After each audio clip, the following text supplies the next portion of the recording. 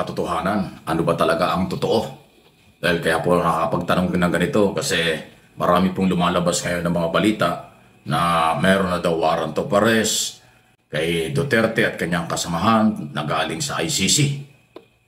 May nagsasabi naman na hindi na daw ho nagpapakita ang ICC. Walang announcement, walang press conference. Anytime, pwede ho talagang ipatupad ang warrant of arrest or maglabas ng warrant of arrest. Yan po yung mga pinag-uusapan. Okay? May nagsasabi nga na noong February pa raw na ilabas, na i-issue ang warrant of arrest. So malamang, baka nga po meron ng malalim na ugnayan ang ICC, Interpol at ang ating administrasyon. Kasi kung yung mga gunita, noon pa sinabi na ng DOJ Secretary at ng Malacanang na sa oras na magkaroon ng warrant of arrest ay kanilang susundin ito at ipapatupad. Kaya po lumakas na naman ang isyong ito na walang makapagkumpirma, makapagsabing totoo kung may warrant of arrest o wala dahil wala nga pong formal announcement dahil hindi daw naman po ginagawa talaga yan ng ICC. Dahil ang purpose nga yan, siyempre gusto nilang maipatupad ang warrant kung meron na talaga at nang hindi anya maingay sa media. Ibig sabihin, kung meron, gusto nila mabilis ang galawan. At yung coordination sa gobyerno, hindi yun mawawala.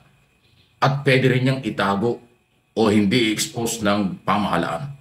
Dahil ang pamahalaan, susuporta lang kung Interpol ang aatasang magpatupad ng warrant of arrest. Kaya po lumakas ang isong ito, bumalik na naman ang usaping ito dahil nga sa biglang pag-alis ni Duterte. Sabi ko nga, iba'y bahagi ng pagtakas o ito ay talagang meron lang rally o meron lang personal na biyahe sa Hong Kong. Alanganing oras ko kasi nung Friday ng gabi. Okay. So pwedeng Davao to Manila, Hong Kong, after Hong Kong, pwede pa yan magpunta sa iba't ibang mga lugar sa China. Dahil alam naman natin na yan ang mga posibleng puntahan kung ayaw niyang magpahuli o kung meron talaga siyang iniiwasang warrant of arrest. Okay?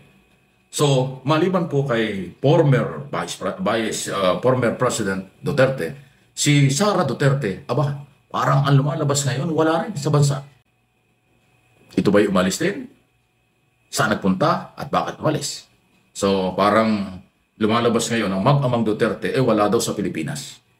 Pero ang nakita mga picture, na ipakita ko na rin doon sa isang video natin kahapon, sa isang channel natin, ay talagang umalis si Digong, sumakay ng aeroplano patungo ng Hong Kong.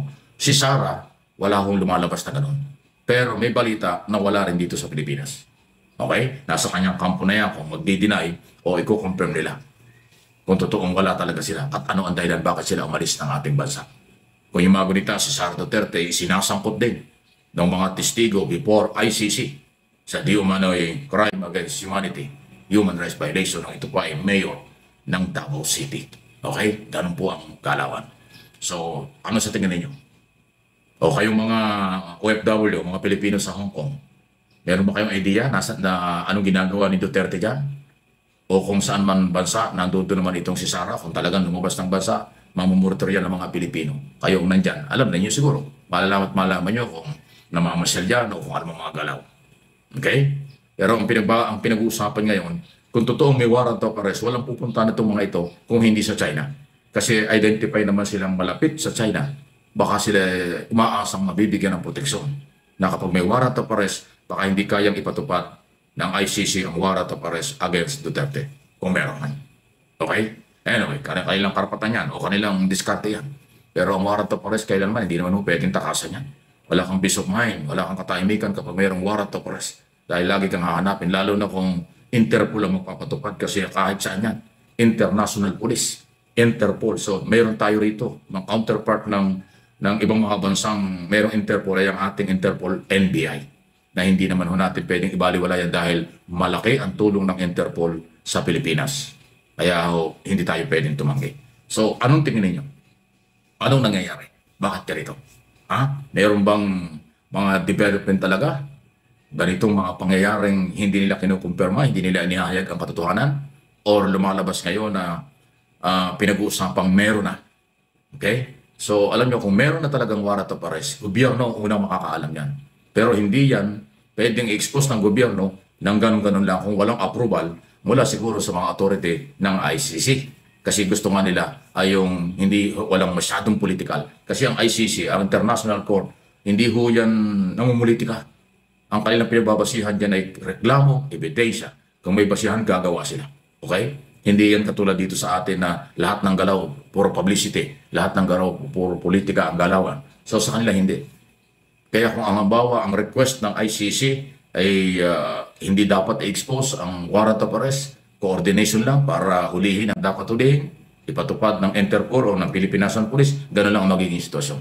Hindi ho yung magiging hindi i-expose para ho mabulabog o kung ano man. Pero dahil nga po sa walang nagkukumpirma, walang nagpapatotoo, kaya nga po pumutok ang balitang ito na pinag-uusapan naman.